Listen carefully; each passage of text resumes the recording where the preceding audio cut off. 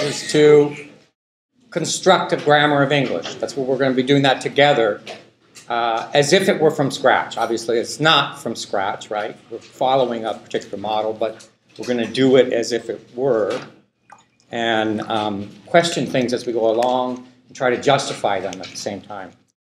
So we first of all, we have to have a grasp of the means by which one can decide about what we're even talking about in terms of the pieces.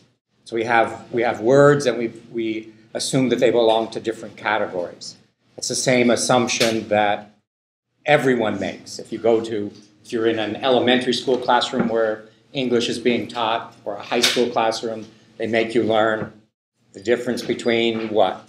Nouns and verbs and adjectives and stuff, and they make up all kinds of stories, and they don't really ever justify any of these things. There's a question about whether they can be motivated, these different categories and stuff, whether it's even ultimately possible. But there has been progress that has been made in this, and we know that there are certain things that characterize different kinds of words, what they combine with, in terms of which words combine with which, what kind of morphological properties they have. Are there certain kinds of endings that you have that show that whether you're one thing or not? So we take adjectives. Adjective is a fairly easy one for the most part because there's kind of lots of evidence. So we know that adjectives occur in a certain slot, that is, between the things that we're calling determiners and the nouns. So the determiners are things that want to have nouns around. Nouns often will want to have a determiner around. Adjectives come in between. But that's not going to be enough to totally define them, but we know that to be the case. So I have boy, wonderful books, my nice wife, my mean sister, and so forth, right?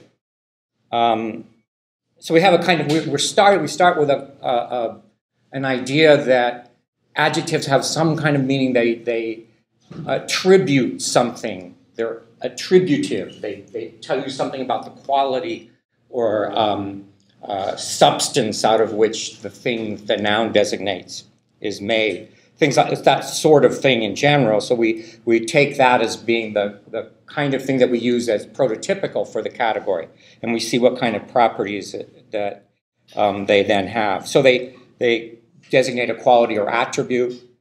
That's going to be we start with things that are like that and see what all the adjectives are. They can be suffixed with comparative, superlative morphemes, or if not, they can appear in the superlative comparative construction. So there's a synthetic comparative or superlative, to use the technical terminology, where synthetic means all smushed together into a word, and then there's an analytic one where they're separated out. So in this case, we get both versions, and which one you use is determined by whether we use and ist or more and most, is determined by what? We'll take a stupendous. That's an adjective, good adjective, right? That was the stupendousest thing I ever. No, right? Not going to work, right?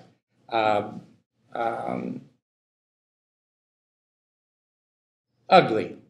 Is that up there? I'm just taking things out of ugly. Uglier, ugliest. That's fine, right? Attributive would be an adjective, right? Among the adjectives, which one is the most attributive, not attributivist, right? The constraint is what? It's phonological. Yeah, and it's a little bit more complicated than that, but it has to do with the syllable structure. If it's big, you don't use the and ist. If it's small, you do, basically, right? Okay, so that's just a fact about the interaction of the phonological structure with the morphology. They can be modified by the degree word vary and other similar ones, but vary is one that tends not to be used with other things. It's a little bit tricky because you can use it with things that we categorize as adverbs, if we're going to draw a distinction between adjectives and adverbs. Adverbs being things that typically modify verbs.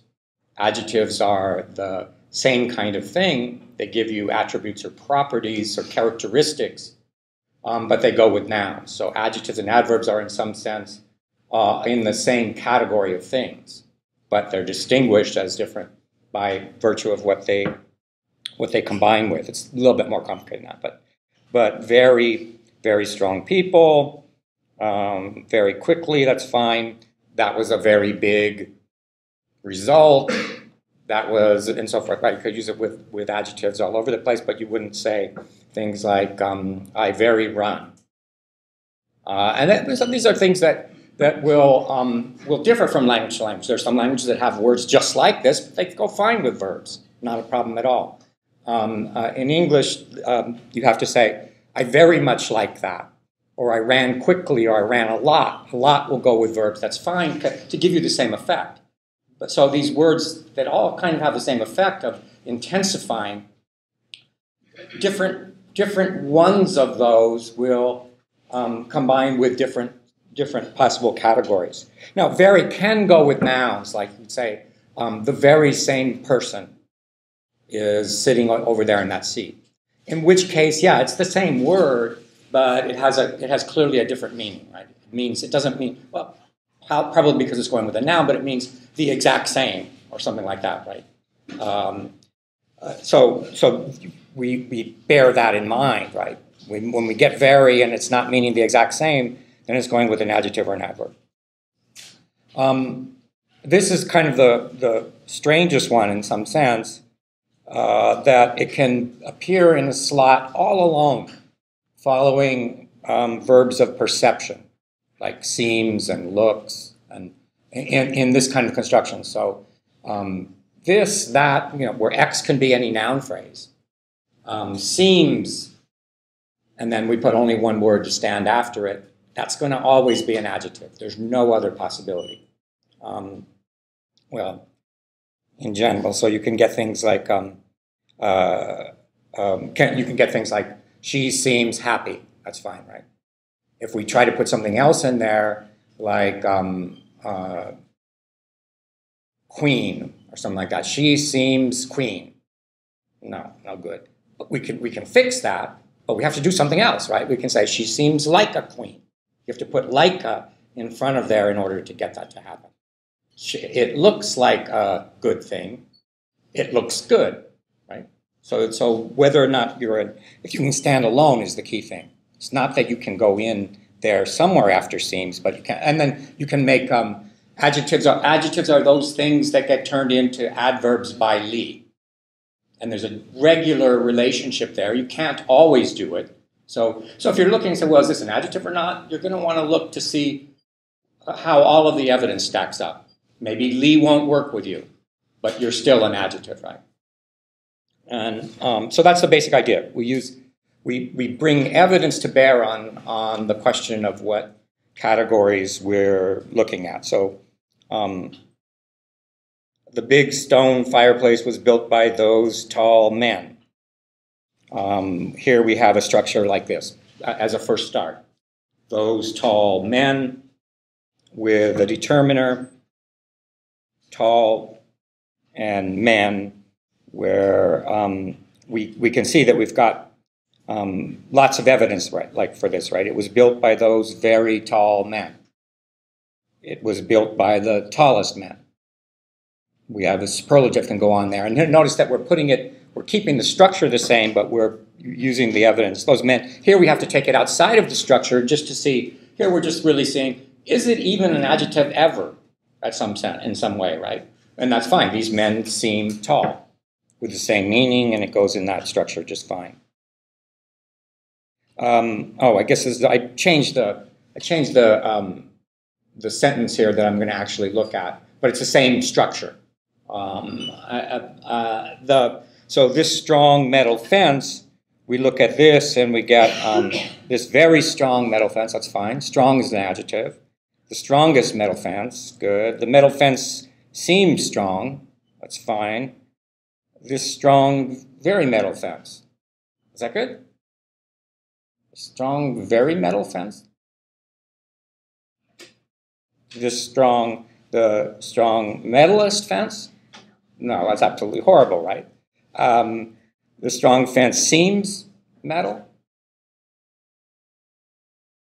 Seems metal. Can you say that? Looks metal. How many can say that fence seems metal?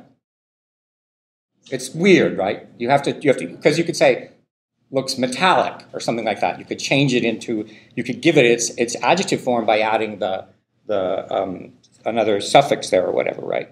I mean, sometimes you have to bear in mind, when I put on asterisks on sentence, sometimes I'm just making, I'm saying, if you had to make a choice, ungrammatical or grammatical, which would you go with? And that's what I would go with. Sometimes you'll get things that are worse than others, right? The metalist fence I ever saw is absolutely unthinkable, right? That's a very metal fence, doesn't seem quite, it's just weird, right? It's not as bad as the other one, but overall, it adds up to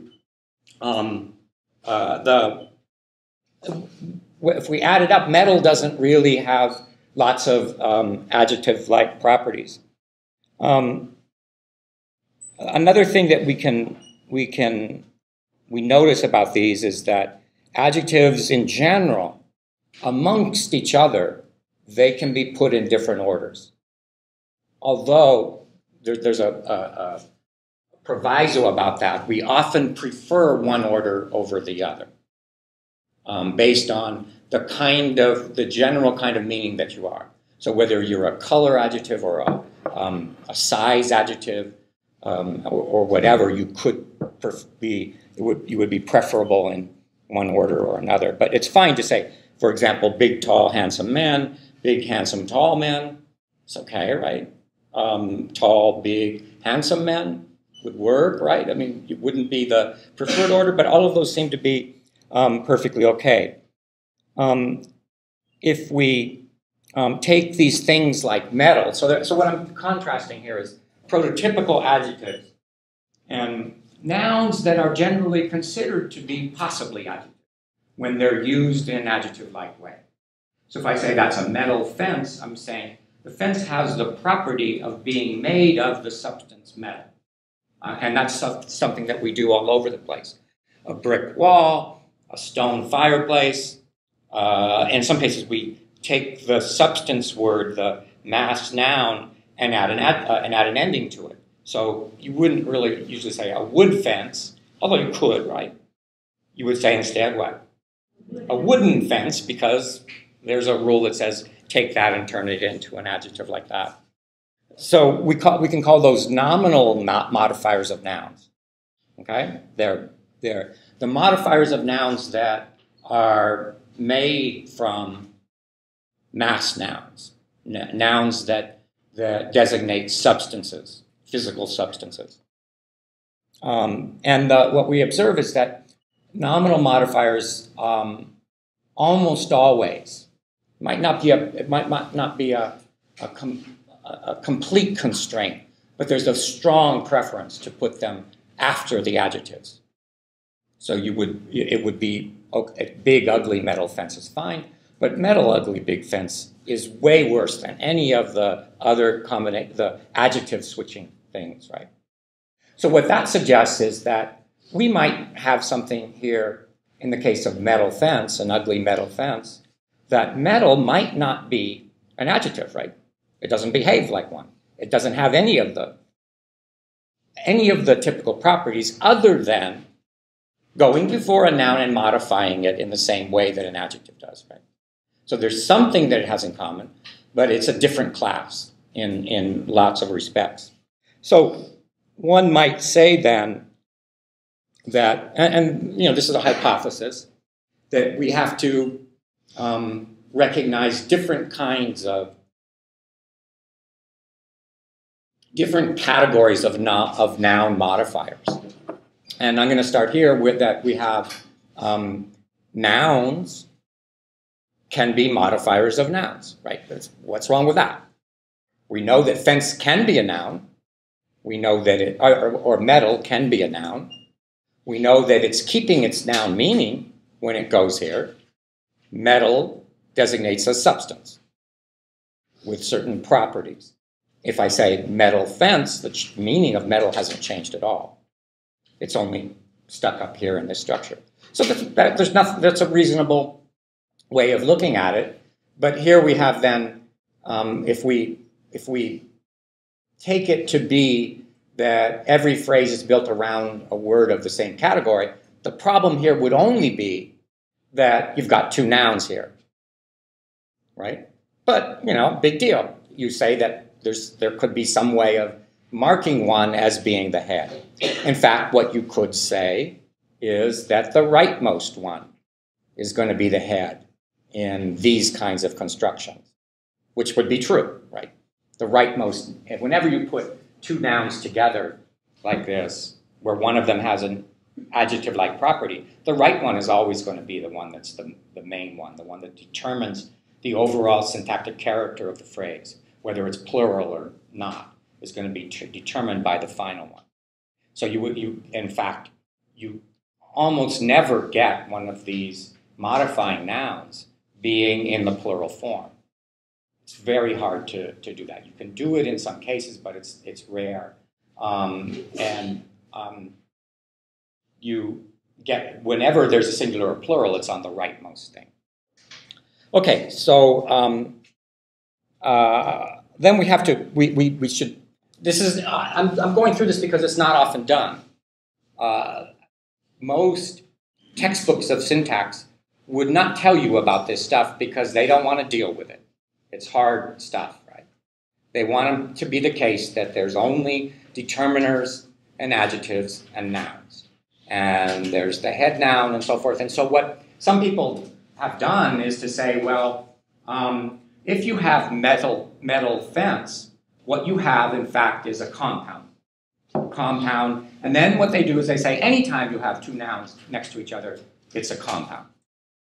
But if you look at the properties of compounds, metal fence doesn't have those. So we take here a metal picture frame. Picture frame, I would claim, is a compound. So again, it's tricky, right? I'm saying that there's not really much. Picture is a noun.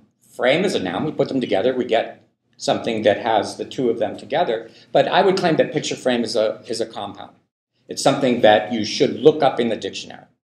It's something that, well, it has the properties of compounds, just like words such as corkscrew that are unambiguously compounds.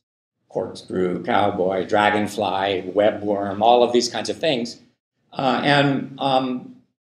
Those are, if you take what the dictionaries do, you can't really trust them. The Oxford English Dictionary has a rule that they only categorize things as compounds if there's no space in between the words. But if you take something like jump rope, ice cream, hot dog, pit bull, dragonfly, webworm, there are cases where we don't even know, right? Website, how is that written? Website has two words. That is not S, with a space in between web and site, or without a space? Is there a convention? No space is what I've been doing, but people do it the other way. And when it was first used, it was the other way, right? And email. Is it E apostrophe mail, or E no space mail? How many people do it with a hyphen? How many people do it without a hyphen? Well, it looks like without a hyphen is winning out, because in general what we want to do is to have compounds be represented orthographically as compounds. But everything other than having typically a space in between the two of them is the only thing that distinguishes things like horn toad. You're probably going to use some of these, right? Horn toad, do you know what that is? It's a particular kind of little frog thing that, some kind of toad, right, that has like horn. You know what a pit bull is, right? Is this spelled right? Pit bull with a space? Yes. How many people wouldn't write with a space? Quite a few, and in fact, that's what's happening out there in the world. People do different things, right? But you would presumably, how many people write corkscrew with a space in between cork and screw? Would anybody? Okay, so there are differing levels of I guess what it is being stuck together as a word, right? That correlates somewhat with whether or not there's a space. But if you look up pit bull in the Oxford English Dictionary, it's going to be with a space. Well, I don't know if you can't even look it up because it's not. No, I think they put a hyphen. I don't know. You can do all kinds of things, right? But the key thing is that these all have the property of being two nouns put together to yield a more or less idiosyncratic meaning. Hot dog doesn't mean a dog that isn't cold. An animal that barks that isn't cold. You wouldn't define it that way, right? So they have these things in common, and sometimes they're not quite so idiosyncratic. Jump rope is, you would have to know that there's a game where you twist a rope around. And the thing that you use when you play that game is called a jump rope, because it has to do with jumping and all of that, right? Without having seen examples of that, you wouldn't be able to piece that together. You have to know what the game is and so forth. And then they have these things all have a compound stress pattern. So the first syllable is stressed, has primary stress, and the second one has secondary stress. Corkscrew should have had one of those. So the acute accent can be used to indicate in some kind of phonetic alphabet primary stress, and the grave accent can be used to indicate secondary stress. So the secondary one is not completely unstressed. There's like two nouns, and one of the nouns has primary stress, the second one has some kind of secondary stress. And when you get that situation where the stress has to be like that, then that correlates with being a compound noun. And then you could do other things like one substitution. So here's a diagnostic for whether something is a noun or not. You can be substituted for by one. So one is like a pronoun. No, it's actually what it is when it's not being used as a number, a numeral modifier, then it's like a real pronoun. That is something that is for a noun, in the place of a noun, and in the place of a noun word, noun at that level. Pronouns, the classic ones, like the classic pronouns like he, she, it, they don't substitute for nouns. They substitute for what? Whole noun phrases. There was a nice big dog sitting on the couch, and it started barking. It is getting its value from a big nice dog, right? So pronouns aren't really pronouns; they're pronoun phrases, in some sense. One is a pronoun in the relevant sense here. So we can say a big kitchen. I want a nice kitchen, not a big one, where one is getting its value from kitchen that has come before. If you take something like this, you cannot replace that part of it with one. So I want a big screw, not a cork one.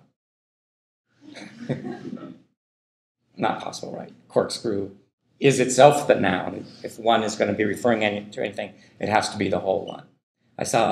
You don't know that there's such a thing as a musk bull. A musk bull is some kind of animal. Who cares what? But you couldn't say, I saw a musk bull, not a pit one. Wouldn't make any sense, right? Because pit bull, here's the deal. Pit bull, those two nouns have to go together to form a unit. And you don't refer to the subunits. I want a corn dog, not a hot one. Is that good? You can get it, but it's a joke, right? If you do something like that, you're making a joke. It's not real language. I need a table frame, not a picture one. Is that good? A table frame, like a frame for a table in a computer or something, right? Not a picture one, no good, right? But this can get tricky, right? I mean, that last one is probably better than I want a big screw, not a cork one, right? Because why? Because picture frame is not quite as, what is it? Not quite as, Not quite as compoundy, because, right, you got the right, it's the compounds, the stress is there, but it's not fully glued together where it has to be looked up in the dictionary and all of that.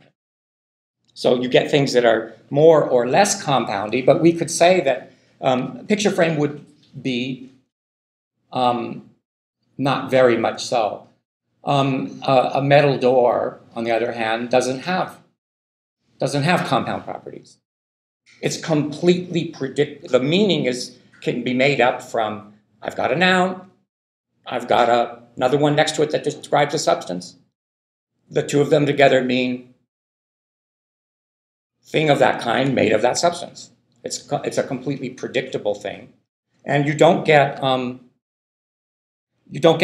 stress pattern, right? Stone wall, steel axe, metal fence. You could put stress on both of them, or one or the other, depending on more on one or the other. So there's nothing compoundy at all about these. And it seems fine to, in general, replace them with one. A hardwood door would look better here than a metal one. Perfect, right? Where one gets its value from door. And you could do things like, I like the canvas shoes more than the leather ones, right? Yeah. The number of syllables and the effect of stress. Well, no, I don't think so, right? I mean, if you give me a compound with 2 syllables, right? Yellow jacket, for example, right? I liked the big yellow jacket, and I want to just have the one substitute for jacket, right? Not going to work, right?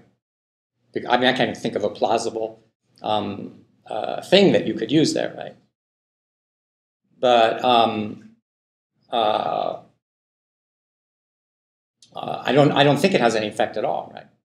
The stress is going to be on the first syllable, no matter what. I like that here we do it with shoes, right? I like the canvas shoes more than the leather ones. I like the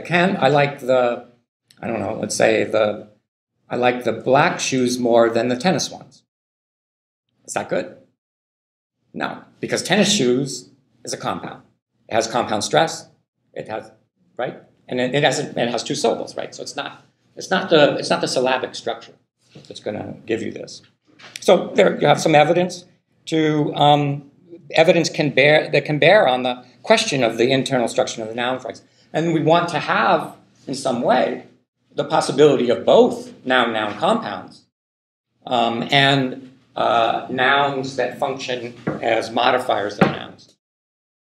So we would have, here's a case where here we have one. I'm saying that aluminum is a noun modifier of a noun. But mountain, in the case of mountain bikes, a mountain bike that's a compound, and that's 2 syllables, right? Whereas aluminum is just a metal like that, right? And then we have other things that we put in there. And so if you start playing this game, it turns out to be complicated, right? There's lots of things, different kinds of categories. And if you play it far enough, you would see there are different kinds of adjectives that we still want to just call adjectives, right? Like color adjectives are going to behave differently than other kinds in general, yeah.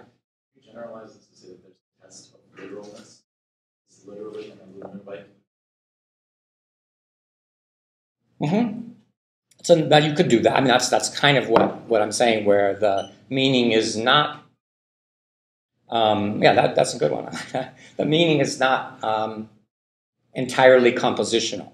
We take the meaning of bike, we take the meaning of mountain, and we get the meaning of what we use the term mountain bike for? No. You don't get it by just putting them together. That's why it's not literally, you wouldn't say it's literally, well, how'd you do it? Literally, that bike is literally mountain? Wouldn't work, right? Right. Well, but I'm saying you could use it, well, could you do it like that? That bike is literally aluminum. It seems like it's okay, right? That's a good, yeah.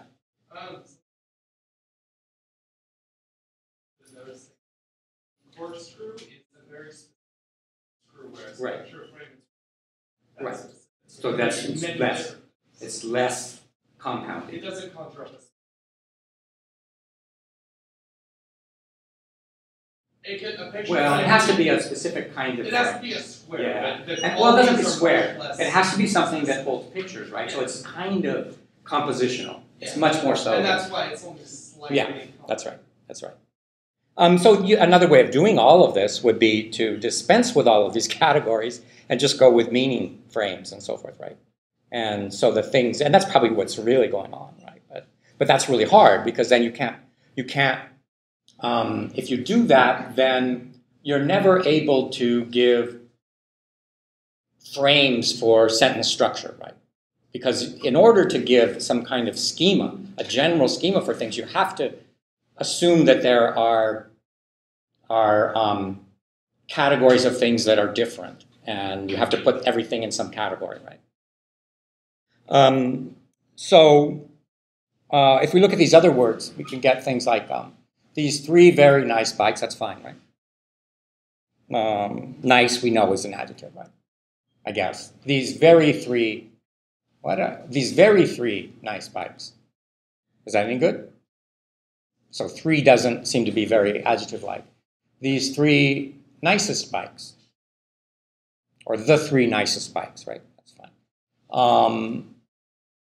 These threeest nice bikes. No, it's no good, right? So notice that the numbers behave differently. Now, whether you want to say that therefore they're in a different category or not is not entirely clear.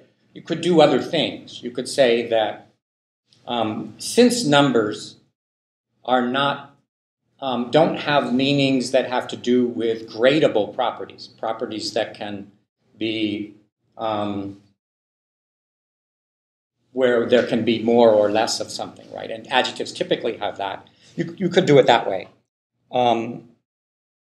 But there are lots of things that make them different. These three bikes look nice, that's fine, right? These nice bikes look three. No. Of those bikes, I like these nice. No good, right? Of those cars, I like these three. That's fine, right? So here's another difference, right? Adjectives in general will not allow you to have the noun elided, the noun left off where it can be picked up from the prior discourse. But numbers allow that. Those are different properties. We can see lots of evidence of those cars. I like these. Of those cars, I like these the most. That's fine, right? So these also has that property. It's unadjective-like in having that property. So if we look at all of the stuff that we've got so far, if you didn't have the category numeral, then you would say that 3 belongs to the category determiner, wouldn't you? Because determiners seem to allow you, or at least some determiners, allow you to elide the noun. The noun doesn't have to be there if it's been mentioned before. Okay, so if we have structures like this, notice how many different nouns we have in it. Now here what I'm saying, if you look at this, because mountain bikes is not a phrase, and it consists of two nouns, it is itself a word. That's a representation of a compound noun. N with no P after it, and two N's in it, that's a very common pattern. Noun, noun, compounds. Right? And we could draw that in a tree. Typically we wouldn't. We would just put, if we're doing syntax, we wouldn't worry about the internal structure. We might not worry about that, right? So we could just have a single noun over mountain bikes.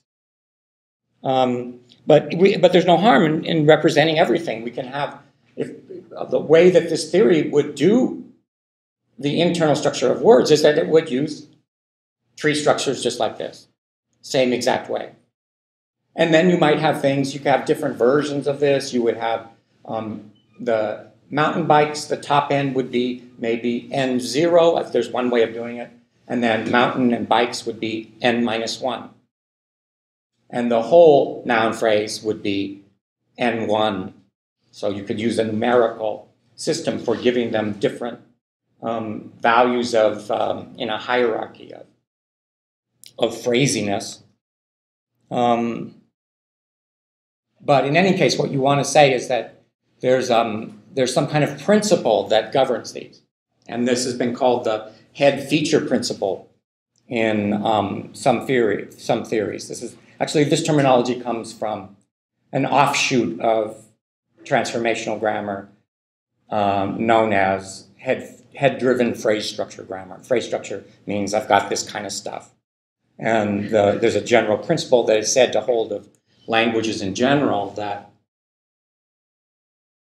the overall head, even going down inside the word and finding the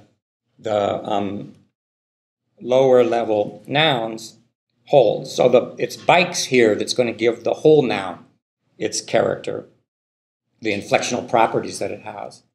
And that's going to give the whole noun phrase the inflectional properties that it has. It's because we know that there are rules of the syntax that are sensitive to those inflectional properties. So the rule of subject-verb agreement says the verb agrees with, in number, well, the verb is in the inflected form of third person singular is when the noun phrase subject is singular, third person and singular. And when it's plural, then you get, in the case of the verb be, you get the plural form are. Right?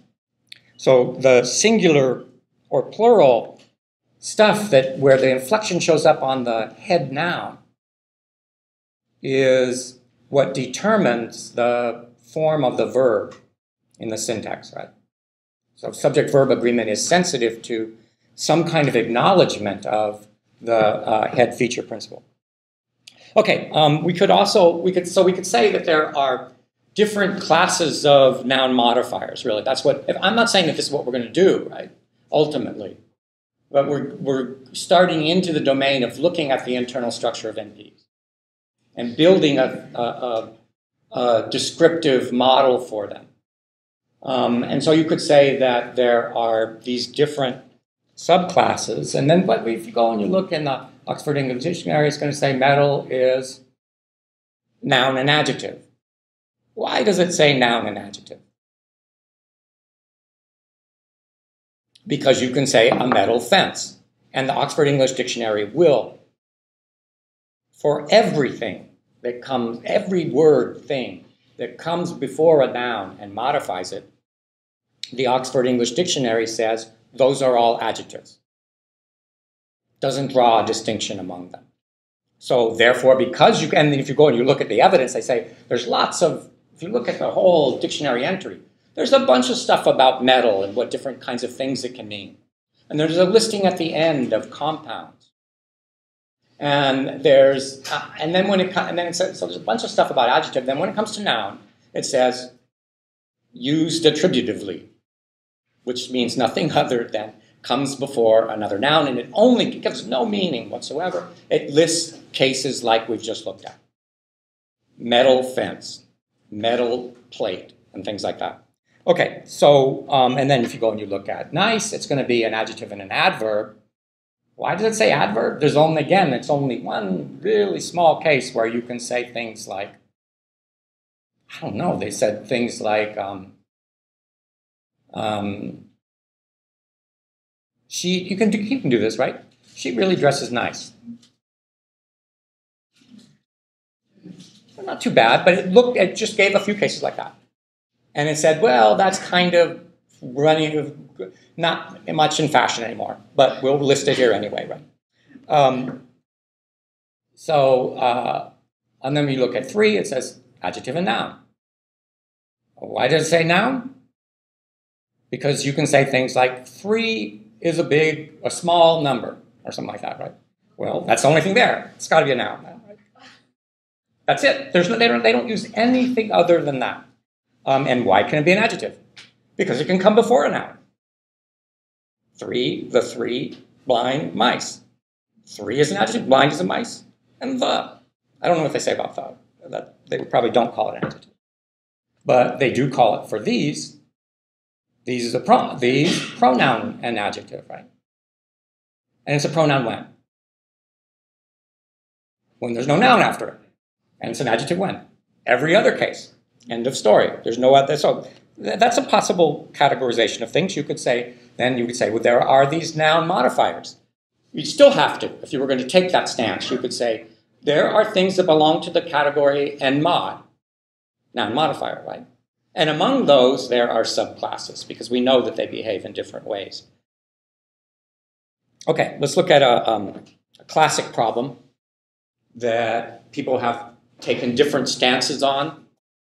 There are different ways of looking at this. I'm not going to say that there's a right answer, but it's kind of interesting to think about. So you can say, the poor are always with us. That's fine, right? And you can do this with rich and wealthy. There's only a range of things that you can do this with. Right? And what the exact range is not entirely clear. Could you do it with stupid? The stupid never say things like that. It's kind of weird, right? Could you do that? The smart will do better on the test than the dumb. It's a little bit weird, right? But it's better than the furry are much better at doing that than the hairy. The furry are more than the hairy. You couldn't do that. That's absolutely out of the realm of possibility, right? But so exactly what the range of things that you can do is not entirely clear. But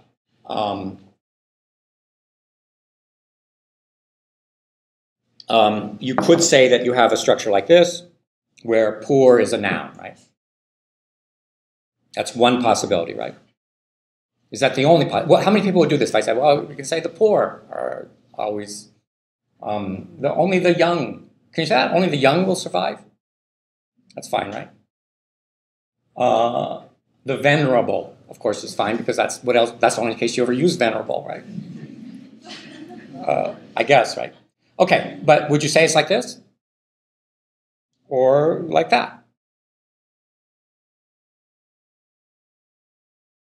Yeah.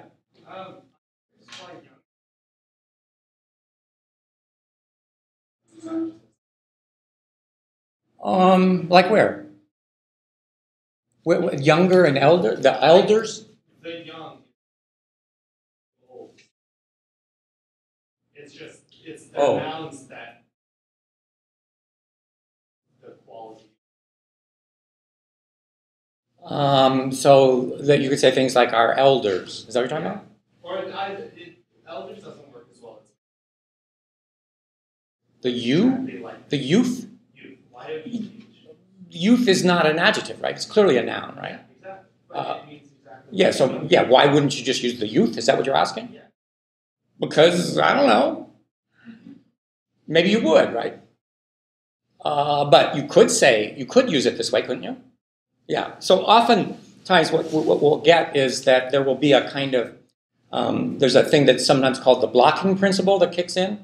The blocking principle says if you have another way of doing this, then, don't use the alternative, right?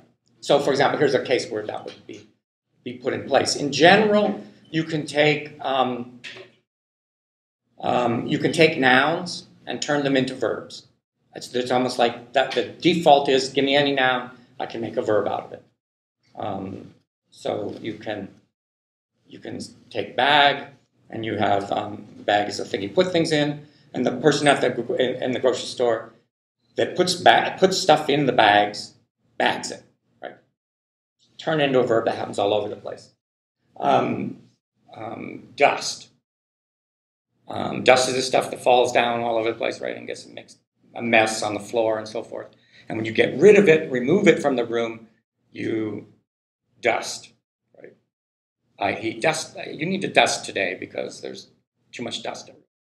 And so that's just a general rule that it seems to apply at least over the Germanic vocabulary without any problem at all. But you can't do something, so jail. You need to, I guess, could you do it with jail? Jail that guy, right? Or you can't do it with prison, though, can you? Because why? Because prison exists, right? Would be an explanation, right? You can put somebody in jail, but you can't. How about if you're going to put them in the hospital? You better hospital that guy. Doesn't work, right? Hospitalize. The existence of that blocks the other one, right? So that's something that can happen in languages. But so then the question is, well, why doesn't it occur here then? And well, who knows, right? One would have to say that maybe there's another. I don't know what the answer to that is, right? The blocking principle that doesn't always hold anyway. So, okay, but what I'm going to do, of course, is argue for which of these. It's predictable, right? It should be predictable by now. I'm going to argue for the one on the left or the one on the right. No, I never do that. If I give you two choices and one of them is obvious or seems obvious, then I would never argue for that because that would be a waste of time, right? The very poor are always with us. It's fine, right? Very doesn't mean the exact same. It means the same thing as the very poor people are always with us, right? So therefore, that's an adjective property that it's displaying, right? We can't do that. The very or really people are always with us. No good, right? Doesn't go with nouns. The poorest will suffer the most. It's fine, even clear out of the clear blue sky, right?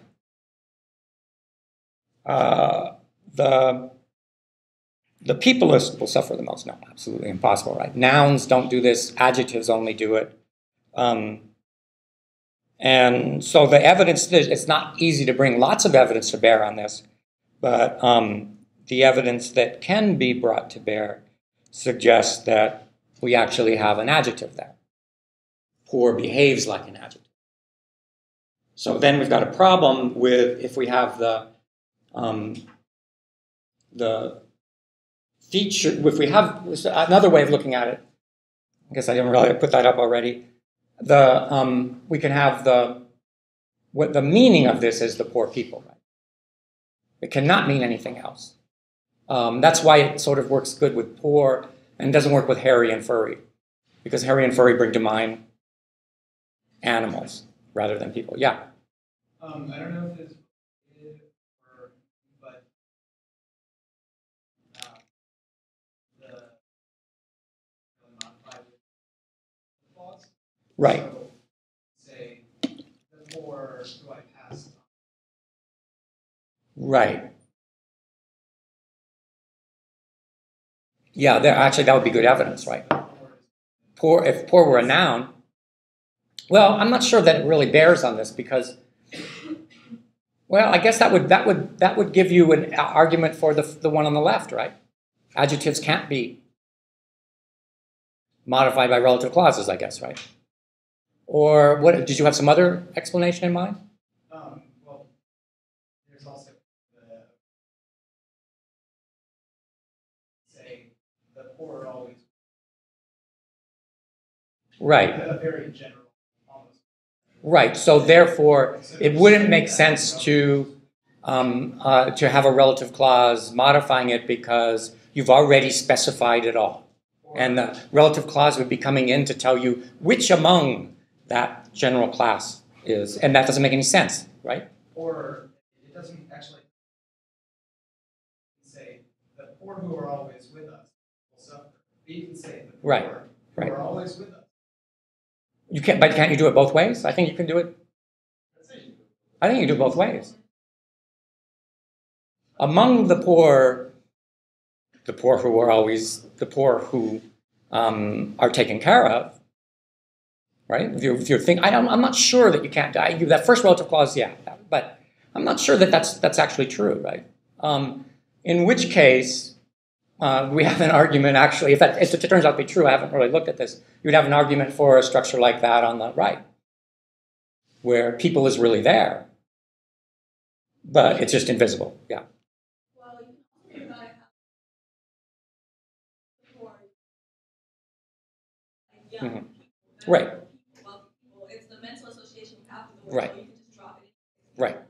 The people part of it is there no matter what. First people know what you're talking about. Right. So it's something like that, somehow or other, right? The notion people is there no matter what you do. And if you look at it,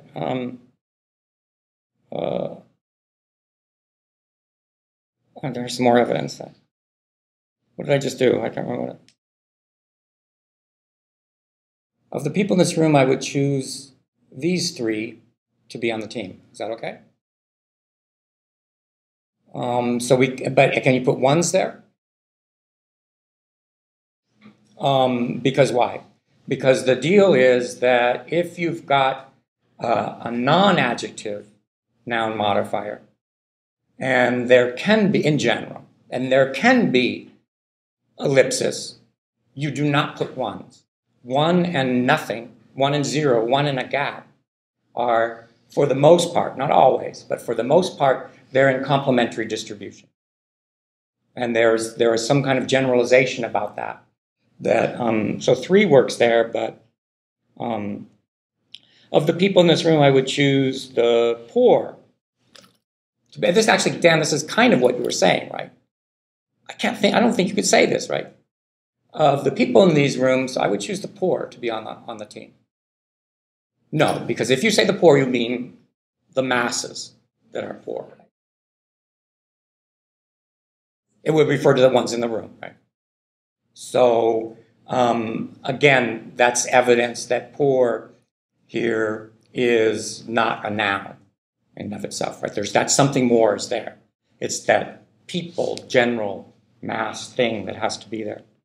So, my solution, I don't think that, I might not be right, but I would take it to be the case that there's a class of these words that all count as complete noun phrases that are made up of individual words and that need to be in the mental dictionary of people. And there would be a meaning, and here I'm saying the meaning is poor, and that has to do with, so the things inside the parentheses are the things that poor is attributed of. And poor is attributed of, in this case, the meaning is people, plural. And this has to be definite. It's probably something more than just definite, right? It's definite and generic, both of those things, actually, right? That's the meaning part of it that we've been talking about. Generic people is part of the meaning of this construction. It's some kind of a construction, consists of two different words. Those words it's not a compound, because you can say the very poor. You can put in things in between it, right? But those things go together as a kind of special unit that would be something that we carry around as if it were a dictionary entry. And those kinds of things are things that we call idioms. So idioms would be things like, oh, I hope you're about to go do something. I say, well, break a leg. Break a leg? I don't really expect you to do anything to your leg. And breaking, it's not entirely a compositional matter where I take the meaning of break and leg and I get the meaning of the whole thing. And same thing here. It's not just the meanings of the individual parts. It's some kind of overall unit. Yeah. Is it useful to think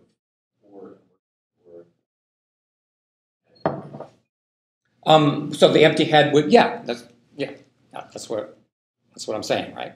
Because the part I didn't get to is that, what you want to do is to say that there is a poor part, and that poor part has as the meaning of it is poor something, and that would be the X part of it right there, right? And that X part of it is a noun. And then there's the part of it. And the part of it says, I'm a definite article. I'm just doing what I normally do. And I, therefore, have to have a noun as my complement. So the comp's value is N1. And that N1 is the same one that is relevant to the meaning of poor. So poor ordinarily modifies a noun. That noun is the same as the one that goes with the. All of it. So you don't have to worry about the details. I'm never going to ask you to do all of this. I'm showing you that you can. You can specify with lots of detail what the structure of this is, what the properties are, and therefore how you get it. So the X for poor in this construction has to be people. It means people, right? And that people is the same as the N that's being modified. And the N that's being modified is the complement of the, and its features, just specified here with alpha, alpha being the notation in phonology that means take on the same value as whatever any other alpha in the scenario. And in this case then, that value, that number value comes from where? It comes from the meaning. People is specified in the meaning, and people is also plural. So plural people is part of the meaning of this construction, and that leaves it possible to not even instantiate the noun in the syntax. So you can say, you could do one of two things. You can say that the overall noun phrase is the poor people, and people is just phonologically empty. Or it's the poor noun empty, no phonological structure, right? And the meaning comes from the knowledge that we have that in this construction, where we don't have a noun after poor, it's in this idiom construction only, right? So there's ways of specifying this stuff in detail that makes sense. So that you could look at it in different ways, and exactly how you're going to do it will depend on the theory you have. But we want to be able to do that in some fashion. That this is a noun phrase, the poor. Poor is still an adjective. And there is no phonologically realized noun. It's empty somehow or other.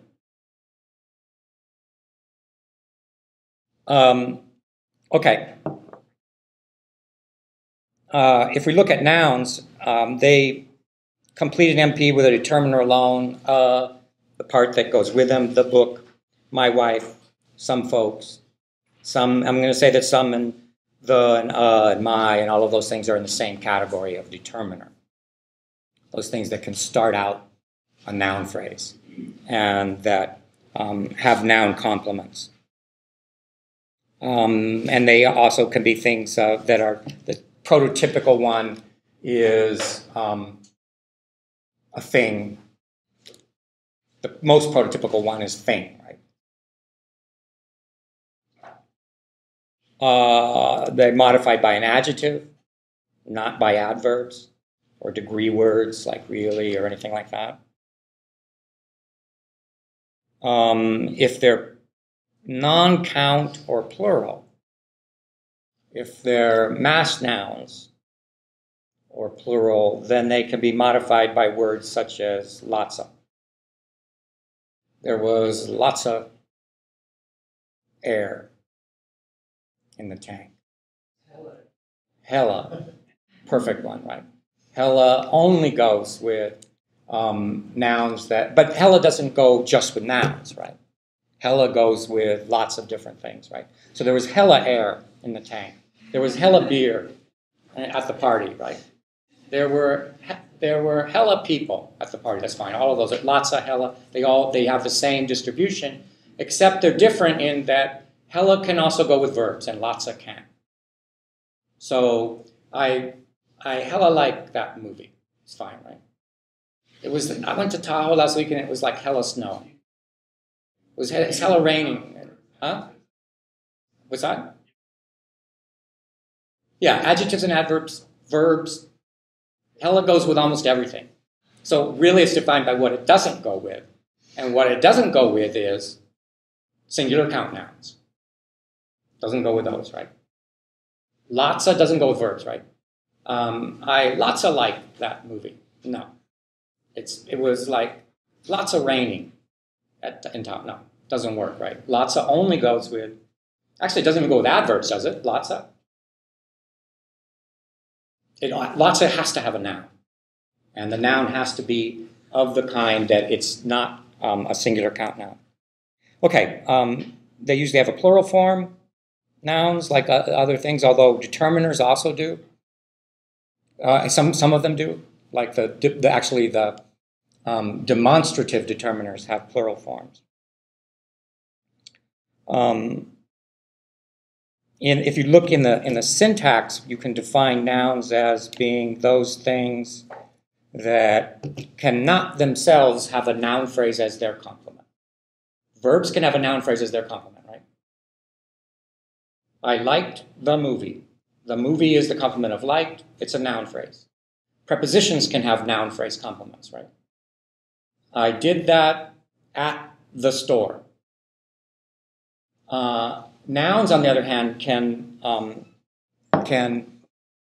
never have an NP as their complement. You have to put in an of or something or other, right? So we take betray. Betray is a verb. Betray the people. There's a systematic process whereby if you take a verb, make it into a noun, and keep its complement with it, then you throw in an of, right? So there are things like that you can use to identify nouns. And then we've already started this discussion, we have subclasses of them. So a nice man, a nice person, a nice thing. That's fine. I'm looking at here. What does go with? A nice idea. The adjective is not necessary here. But is going to require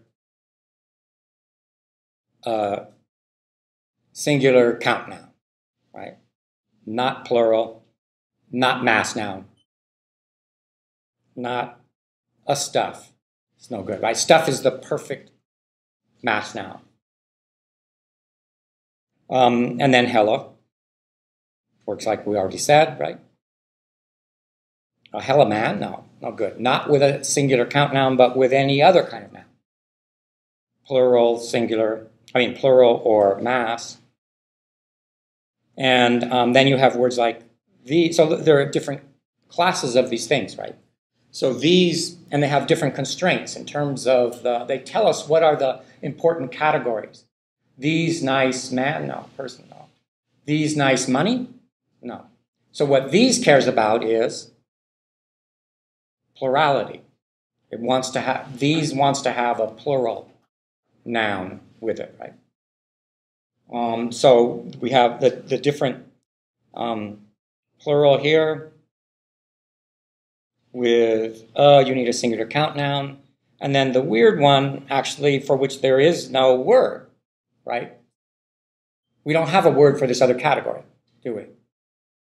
The category of the union of plural and mass, right?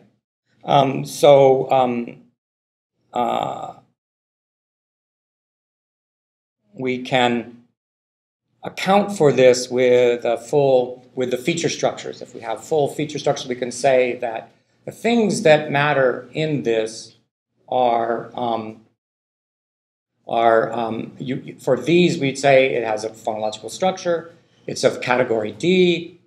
Its number, if we want to say that it has number, is determined by its noun complement. That's what this is saying. I have a noun complement, and my number is the same as it.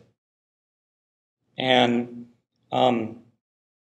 and then my complement has to be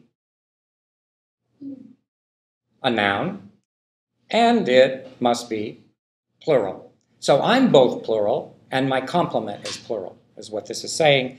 And we have a meaning, which we don't know what it is. Let's just say demonstrative, whatever that means.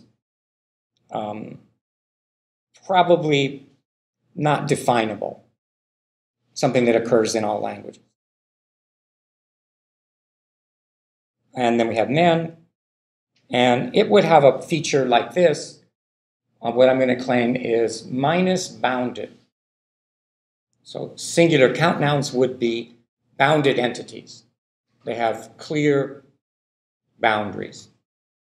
Whereas if you talk about things that are plural, because there's a replication of those things, it represents the stuff in the world that it represents is inherently unbounded. If I say there were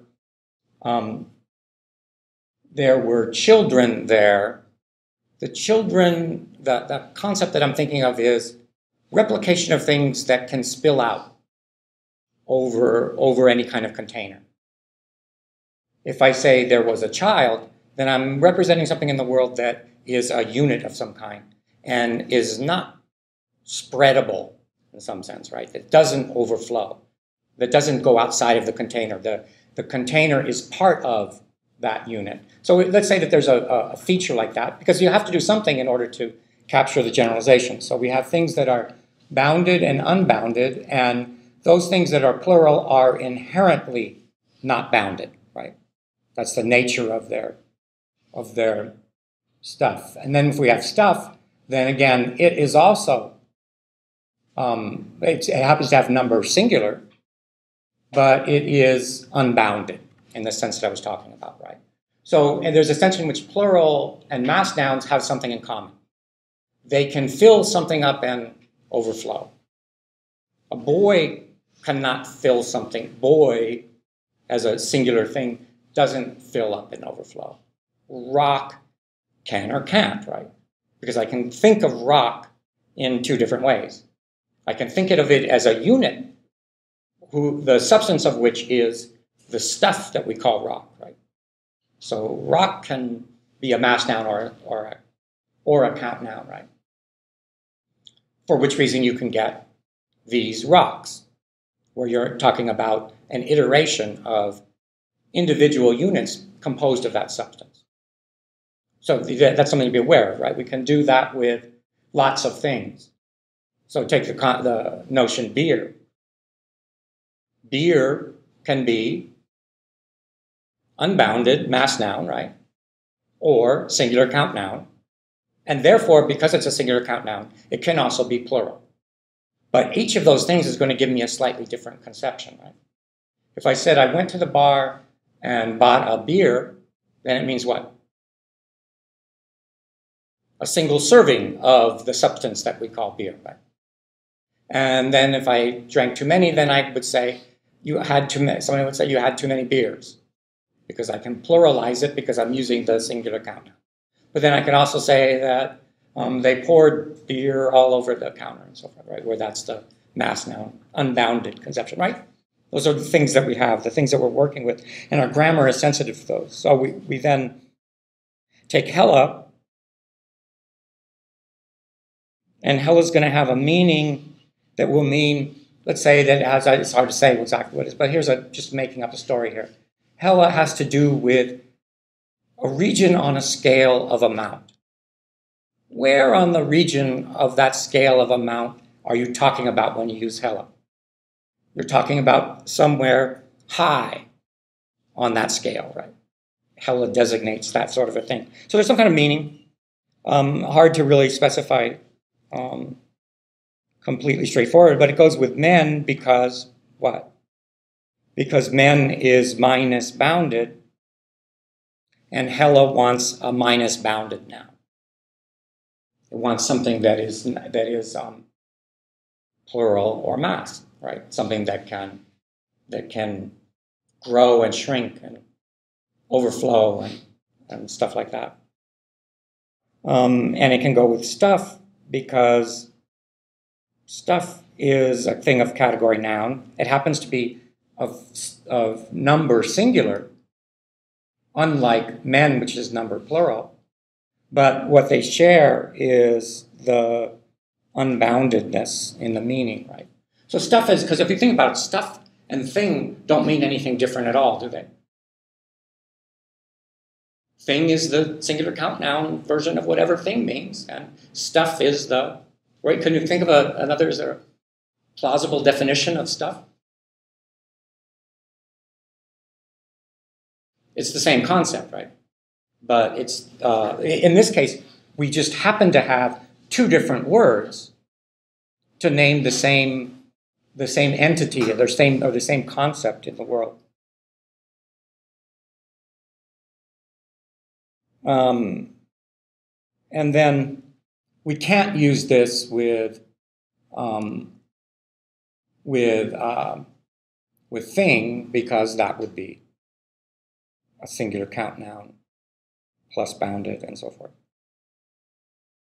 Okay, next time we're going to come back and we'll look at, I guess I'm going to have to give you now a homework assignment about nouns, right, and adjectives, and whether you are one of them or not, and that kind of stuff, right? There has to be something like that, right? But we'll also be looking next time at the structure. We're going to flesh out the structure of the noun phrase, okay?